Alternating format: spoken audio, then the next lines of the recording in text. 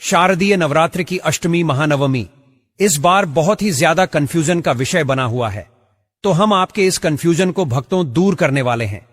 इस बार जानेंगे कि कन्या पूजन हमें कब करना चाहिए और कन्याओं को कौन सी चीज देनी चाहिए, कौन सी गलतियां भूलकर भी इस दिन नहीं करनी चाहिए, और नवरात्रि व्रत का पारण कैसे करें, यानी क्या खाकर के व्रत खोलना चाहिए, कौन कौन से दान करने चाहिए, कौन कौन से उपाय करके माता की कृपा को प्राप्त कर सकते हैं। साथ ही इस दिन कन्याओं को भूलकर भी कौन सी चीज नहीं देनी चाहिए। आप सभी का कंफ्यूजन आज के इस वीडियो में प्राप्त होगा। यहां तक कि हम यह भी बताने वाले हैं कि नवरात्रि में कन्या पूजन की विधि क्या है और कन्या पूजन का शुभ मुहूर्त क्या रहने वाला है। जो लोग महाअष्टमी के दिन कन्या पूजन करेंगे वह कन्याओं को कौन कौन से सामग्री दे सकते हैं और क्या क्या कन्याओं को खिला सकते हैं, और जो लोग महानवमी के दिन कन्या पूजन करेंगे उनको किन नियमों का पालन करना चाहिए। संपूर्ण जानकारी आज आपको इस चैनल के माध्यम से प्राप्त होने वाली है। भक्तों, आज हम माता रानी की इस प्यारी सी वीडियो में जानेंगे कि 2025 के शारदीय नवरात्रि के पवित्र दिनों में दुर्गा अष्टमी, जिसे महाअष्टमी भी कहा जाता है, किस दिन है और महानवमी किस दिन है। भक्त बड़े ही कंफ्यूजन की स्थिति में है। अष्टमी नवमी कब है, 30 सितंबर या 1 अक्टूबर को। भक्तों, आज हम आपके इसी कंफ्यूजन को दूर करने वाले हैं। हिंदू कैलेंडर के अनुसार अष्टमी नवमी एक ही दिन पड़ रही है। इससे भक्त बड़े ही भ्रम की स्थिति में है। समझ नहीं आ रहा है कि अष्टमी का व्रत कब करना है और नवमी का कब करना है। इनकी पूजा विधि क्या है। भक्तों, मां नवदुर्गा के सिद्ध दिन निकलने के बाद बारी आती है अष्टमी नवमी व्रत की। तो किस दिन हमें अष्टमी करनी चाहिए, क्योंकि कुछ लोग अष्टमी के दिन कन्या पूजन करते हैं तो कुछ लोग महानवमी के दिन कन्या पूजन करते हैं। क्यों अष्टमी की पूजा की जाती है, क्यों नवमी की पूजा की जाती है, किसे अष्टमी करनी चाहिए, किसे नवमी करनी चाहिए। जो हम कलश स्थापित करते हैं, चौकी लगाते हैं, और तो और व्रत की सफलता के लिए 9 कन्याएं और 1 लंगूर को भोजन करते हैं। तो यह पूजन कब करना है, किस विधि से करना है, माता रानी का विसर्जन कब करना चाहिए, व्रत का पारण कब करना चाहिए, नवरात्रि का जो 9 दिवसीय विधान है वह कब पूर्ण होता है, नवमी को पूर्ण करना चाहिए, अष्टमी को करना चाहिए या दशमी को करना चाहिए, इसकी विधि क्या रहेगी। अष्टमी अगर करते हैं तो कैसे करनी है, कन्या पूजन में कन्याओं को क्या देना चाहिए, कौन कौन सी सामग्री कन्या पूजन के लिए महत्वपूर्ण होती है, भूलकर कौन सी चीज कन्याओं को देने से व्रत खंडित हो जाता है, और कौन से उपाय करने से व्यक्ति का भाग्य उदय होता है। व्यक्ति रातों रात धनपति मालामाल कैसे बन सकता है, कैसे आप नवरात्रि के व्रत को संपन्न करके लक्ष्मी की कृपा को प्राप्त कर सकते हैं। नवमी करते हैं तो कैसे करनी है, पूजा के लिए शुभ मुहूर्त क्या रहेगा, और जो लोग अष्टमी करते हैं उन्हें अंतिम व्रत कब करना है, जो नवमी करते हैं उन्हें अंतिम व्रत कब करना है। साथ ही इस बार नवरात्रि 10 दिन की क्यों है, कौन सी वह तिथि है जो हिंदू कैलेंडर में बढ़ गई है। इस प्रकार से संपूर्ण जानकारी इस नवरात्रि के अंतिम दिनों के विषय में, मुहूर्त के विषय में आपको प्रदान की जाएगी। इसलिए आप सभी भक्तों को इतनी ज्ञानवर्धक जानकारी पाने के लिए वीडियो को पूरा ही देखना होगा, तभी आपको संपूर्ण सही सटीक जानकारी प्राप्त होगी। जानकारी आरंभ करें उससे पहले आपसे निवेदन है कि वीडियो यदि थोड़ा सा भी उपयोगी लगे तो कृपया एक बार लाइक अवश्य कर दीजिएगा। माता रानी की कृपा प्राप्त करने के लिए कमेंट बॉक्स में अवश्य लिखिएगा जय माता दी। मां आपके अनुष्ठान को अवश्य ही सफल बनाएंगी। और आपसे एक और अनुरोध करना चाहेंगे कि आप चैनल दिव्य ज्योति को जरूर सब्सक्राइब कर लीजिएगा, जो आपको इतनी ज्ञानवर्धक जानकारी प्रदान करता है, जैसे कि कौन सी तिथि कब है, व्रत आदि कब करना है, क्या विधि है, क्या नियम है। यदि आप सभी व्रत और त्योहारों की सही शास्त्रीय जानकारी पाते रहना चाहते हैं तो कृपया चैनल को सब्सक्राइब कीजिए और बेल आइकन को प्रेस कीजिए, तभी आपको हमारे सारे वीडियो प्राप्त होंगे, अन्यथा आपसे इतनी ज्ञानवर्धक जानकारी छूट जाएगी। तो कृपया चैनल को सब्सक्राइब कीजिए और बेल आइकन को प्रेस कीजिए। तो चलिए आपका ज्यादा समय बर्बाद न करते हुए जानकारी आरंभ करते हैं और बात करते हैं अष्टमी, नवमी, पूजन और मुहूर्त आदि की। भक्तों, सभी के मन में यह संशय है कि अष्टमी कब करनी है और नवमी कब करनी है, और उससे बड़ी जो विडंबना है वह यह कि कुछ लोग कहते हैं जी अष्टमी हमने कर ली है, पर उसी दिन वह विसर्जन कर देते हैं। तो क्या अष्टमी को विसर्जन कर देना चाहिए या नहीं करना चाहिए? और अगर अष्टमी को विसर्जन नहीं करना चाहिए तो अष्टमी की क्यों जाती है? पहले हम इसे समझते हैं कि शास्त्रों में यह क्यों कहा गया है कि अष्टमी जो करते हैं उन्हें विसर्जन कब करना चाहिए, और अष्टमी करने वालों को किस दिन अपना जो अनुष्ठान है वह पूर्ण करना चाहिए। प्रिय दर्शकों, नवरात्रि का जो विधान है ना, वह शास्त्रों में नवरात्रि के अनुसार अर्थात 9 दिवसीय कहा गया है, जिसमें 9 रात्रियों में माता के 9 भिन्न भिन्न स्वरूपों का पूजन किया जाता है और इसे ही नवरात्रि अनुष्ठान कहते हैं। अगर आप अष्टमी करते हैं, आपके यहां अष्टमी होती है, तो इसका अभिप्राय क्या है? देखिए, अष्टमी का अभिप्राय होता है कि आपके यहां मां आदिशक्ति की जो पूजा है, दुर्गा माता की जो पूजा है, वह अष्टमी के दिन की जाती है।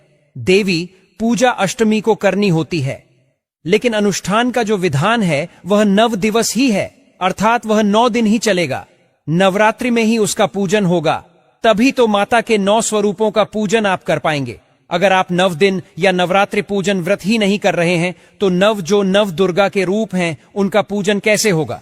फिर तो आप यह समझिए कि प्रतिवर्ष एक स्वरूप को छोड़ देते हैं, एक स्वरूप का पूजन ही नहीं करते हैं। इसीलिए कभी भी अगर आपके यहां अष्टमी होती है तो भी आपको 9 दिन तक ही माता का पूजन करना चाहिए।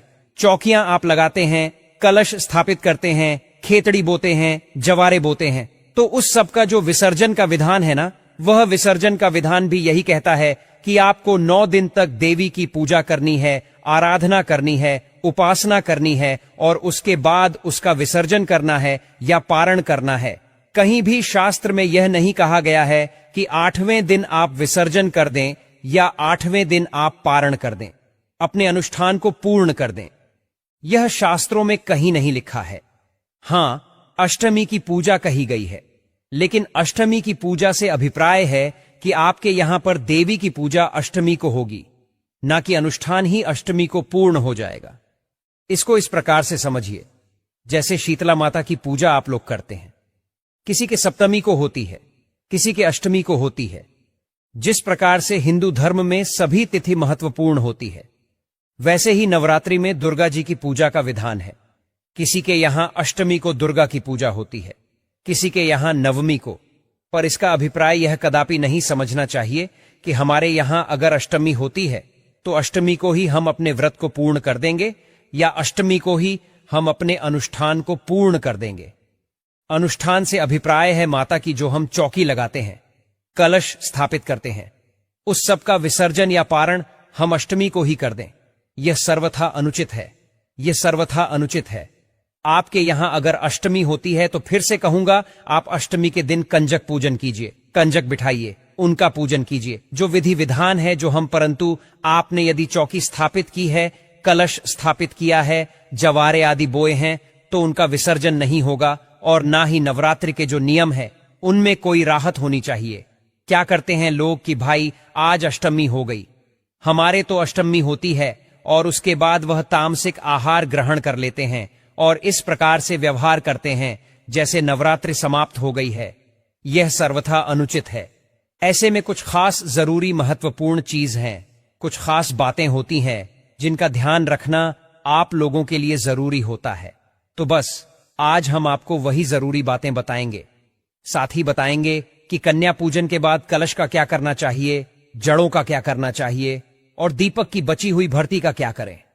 माता रानी की कलश के नीचे रख चावल आपको कैसे मालामाल बन सकते हैं। क्या जड़ों को जल में विसर्जित करना चाहिए? तो दोस्तों, आपकी जानकारी के लिए बता दें, आपको ऐसा नहीं करना चाहिए। नवरात्रि 9 दिनों में ही पूर्ण होती है। नवरात्रि का जो विधान है वह सबके लिए समान है। केवल मां दुर्गा की पूजा के लिए किसी को अष्टमी का दिन है और किसी के लिए नवमी का दिन है, यह समझने की आवश्यकता है। तो यदि किसी भी हमारे दर्शक के यहां, क्योंकि बहुत सारे लोगों के यहां अष्टमी होती है, तो अगर आपके यहां अष्टमी होती है तो आप अष्टमी कीजिए, अष्टमी को दुर्गा जी का पूजन कीजिए। कैसे करना है वह एक बार बताते हैं और फिर क्या करना है उसके विषय पर आएंगे। अष्टमी वाले दिन आपको सुबह सूर्योदय से पहले उठना चाहिए। उठने के बाद स्नान आदि, कलश आदि स्थापित किया है, वहां पर आसन लगाकर बैठ जाइए। देवी पर जो आपने फूल पत्र आदि अर्पित किए हैं उनको हटाइए, साफ सफाई कीजिए जिससे कि आज पुनः आप देवी का पूजन कर सकें। एक लोटा लीजिए, क्योंकि लोटा तो आपको हमेशा ही मंदिर में या चौकी के पास रखना चाहिए, जल का भरा हुआ। कल का जो जल है वह सूर्य को अर्पित कर दीजिए और आज पुनः लोटे को मांझ लीजिए अच्छे से। उसमें पहले गंगा जल भरिए, फिर शुद्ध जल भरिए और उसे देवी को सबसे पहले स्नान कराइए, क्योंकि प्रतिदिन की पूजा का विधान है यह। जैसे आप स्वयं प्रतिदिन स्नान करते हैं देवताओं को, आदि शक्ति को, सबको प्रतिदिन स्नान कराना चाहिए, तो देवी को स्नान कराइए। स्नान कराने के लिए लोटे में एक फूल डालिए और फूल के माध्यम से जल के छींटे दीजिए। देवी को स्नान कराइए, कलश देवता को स्नान कराइए, जल के छींटे दीजिए। खेड़ी वही है, उधर भी जल के छींटे दीजिए। सबको पवित्र कीजिए, स्नान कराइए। स्नान कराने के बाद वस्त्र अर्पित कराया जाता है, वस्त्र अर्पित कीजिए। मौली का टुकड़ा तोड़िए और वह सभी को अर्पित कीजिए। माता को चुनरी चढ़ानी है। आज अष्टमी का दिन है और जो लोग नवमी करते हैं तो नवमी का दिन है। आप चुनरी चढ़ाएंगे माता को, चुनरी चढ़ाइए, वस्त्र के स्थान पर चुनरी चढ़ाइए। श्रृंगार की जो वस्तुएं हैं देवी के लिए, वह आपको अवश्य ही अर्पित करनी चाहिए आज के दिन। तो श्रृंगार की जो वस्तुएं हैं, सामान है, वह देवी को अर्पित कीजिए। माता रानी को तिलक लगाइए, तिलक कीजिए। रोली कुमकुम आदि से अक्षत लगाइए, फूलों की माला पहनाइए। देवी को पुष्प अर्पित कीजिए।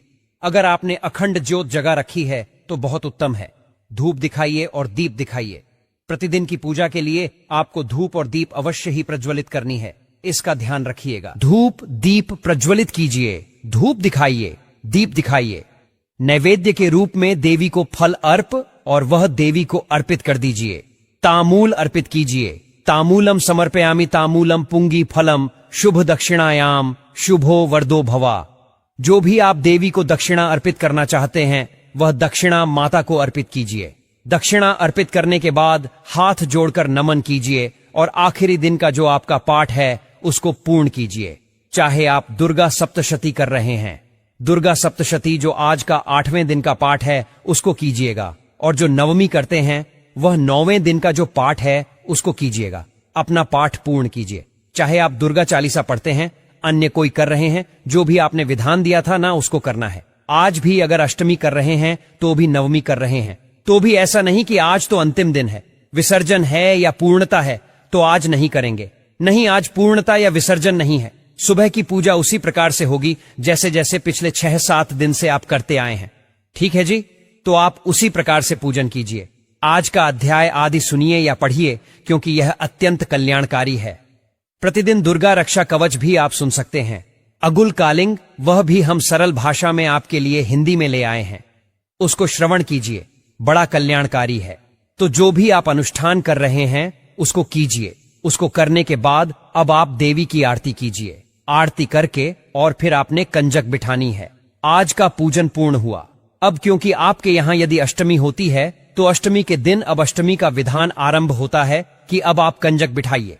अभी तक जो था वह प्रतिदिन की पूजा के अनुसार था। कंजक को निमंत्रित कीजिए। आप 9 कंजकें, देवी के 9 रूप हैं तो 9 कंजकें बुलाइए। 9 कंजकों को बिठाइए। कंजक बिठाने के लिए उनका स्वागत कीजिए। पैर धुलाइए। पैर धुला के अच्छे से पहुंचिए। आसन पर बिठाइए। उनको तिलक कीजिए। मौली बांधिए। अक्षत आदि लगाइए और जो देवियों को लाने के लिए, देवियों को देने के लिए, 9 दुर्गाओं को देने के लिए या 9 कंजकों को देने के लिए आप भेद स्वरूप जो भी लाए हैं न सामान, उसको 9 स्थान पर रख लीजिए। एक प्लेट में 4 पूरी या 2 पूरी, उस पर हलवा और छोले रखिए। एक द्रव्य देना चाहते हैं वह पैसे रखिए उस पे, और उन 9 को एक स्थान पर रखिए। जब आप पूजन कर रहे हैं ना, तब उनके ऊपर आपको अपना हाथ फेरना है। अपने हाथ में जल लीजिए सीधे हाथ में और उनके चारों तरफ घुमा के छोड़ दीजिए। इस प्रकार से जो भी आप दे रहे हैं, कंजकों को उनका एक प्रकार का पूजन आवश्यक होता है। ऐसे अपने हाथ से सबको लगाइए। उसके बाद जब देवियां आ गई हैं तो उनको भोजन कराइए। कंजकों को बहुत सारी बहुत छोटी होती है, नहीं भी कर पाती है। बहुत सारी जगह जाना होता है तो नहीं कर पाती है। तो जो भी पूरी हल्ला और छोले आदि है उनको पैक कर दीजिए। जो सामग्री आप देना चाहते हैं, जो भी वस्तु गिफ्ट के रूप में, उपहार के रूप में आप देना चाहते हैं, कंजकों को वह लीजिए, अपने माथे से लगाइए, देवी को दीजिए, कंजक को दीजिए, उनके पैर छू लीजिए और उनसे आशीर्वाद ले लीजिए। इस प्रकार से आपको नवकंजुकों को उपहार देना है। कुछ स्थानों पर एक लाखड़ा कहते हैं, जो भी एक लांगुर भी कहते हैं। अलग अलग क्षेत्रों में अलग अलग नामों से जाना जाता है। तो एक कोई लड़का जो होता है बच्चा, उसको भी दिया जाता है। इस प्रकार से आपने इनका पूजन किया और इनको उपहार आदि देकर, भोजन आदि करा के, इनसे आशीर्वाद लेकर इनको विदा कीजिए। शास्त्रों में कहा गया है कि अगर कन्या खुशी खुशी घर से विदा होकर आशीर्वाद देकर जाती है तो स्वयं मानव दुर्गा का आशीर्वाद के समान है। उसे घर में हमेशा ही मानव दुर्गा का आशीर्वाद बना रहता है। कभी भी रूप पैसों की कमी नहीं आती। इनको विदा करने के बाद अब आप व्रत खोल सकते हैं। जिनके यहां क्या होता है देखिए। नवमी का जो अनुष्ठान है यह कई प्रकार से किया जाता है। कुछ लोग जोड़ा करते जोड़े का अभिप्राय है कि पहले 2 व्रत कर लिए, प्रतिपदा और द्वितीया का। कुछ लोग पहला और आखिरी करते हैं। तो अब अगर किसी के यहां अष्टमी को कंजक पूजा होती है तो पहला करता है प्रतिपदा को और अंतिम करता है सप्तमी को, और अष्टमी को कंजक पूजन के बाद अपना व्रत खोल लेता है। जिनके यहां नवमी होती है तो क्या करते हैं कि पहला करते हैं प्रतिपदा को, दूसरा करते हैं अष्टमी को, और नवमी के दिन व्रत खोल लेते हैं। और जो 9 दिनों का अनुष्ठान कर रहे हैं वह ध्यान रखिएगा, वह अपना व्रत दशमी को खोलेंगे, नवमी को नहीं। हां जी, क्योंकि 9 दिन का विधान अगर है, आपका पूर्ण संपूर्ण नवरात्रि आप रख रहे हैं, तो आपके व्रत का पारण दशमी को होगा, नवमी को नहीं होगा। यह ध्यान रखिएगा। तो इस प्रकार से अगर आप अष्टमी कर रहे हैं और आपने जोड़ा करना था तो आप या तो पहला और सदा सप्तमी को कीजिए, या पहले 2 आपने कर दिए होंगे।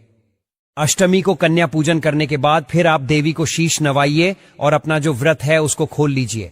अगर आपका 9 दिन का अनुष्ठान नहीं चल रहा है तो, या 9 दिन का आपने नियम नहीं लिया है, तो अगर आपने 9 दिन का नियम ले रखा है, 9 दिन के व्रत का ले रखा है, तो फिर आप अष्टमी बेशक आपके यहां होती हो, अनुष्ठान आपका 9 दिन का रहेगा नवरात्रि का, और आपका जो व्रत खुलेगा वह दशमी को खुलेगा। इसका ध्यान रखिएगा। केवल वही लोग जिनकी अष्टमी होती है और व्रत वह 2 ही करते हैं नवरात्रि के, उनके लिए ही यह विधान है कि या तो पहले 2 कर लो, या प्रतिपदा और सप्तमी करके अष्टमी को व्रत खोल लो। ठीक है जी। यह पूजन करने के बाद, कंज के जमाने के बाद, फिर आप अपना व्रत माता रानी को प्रणाम करके उनके मंत्र का जप, जय माता दी, जय माता दी।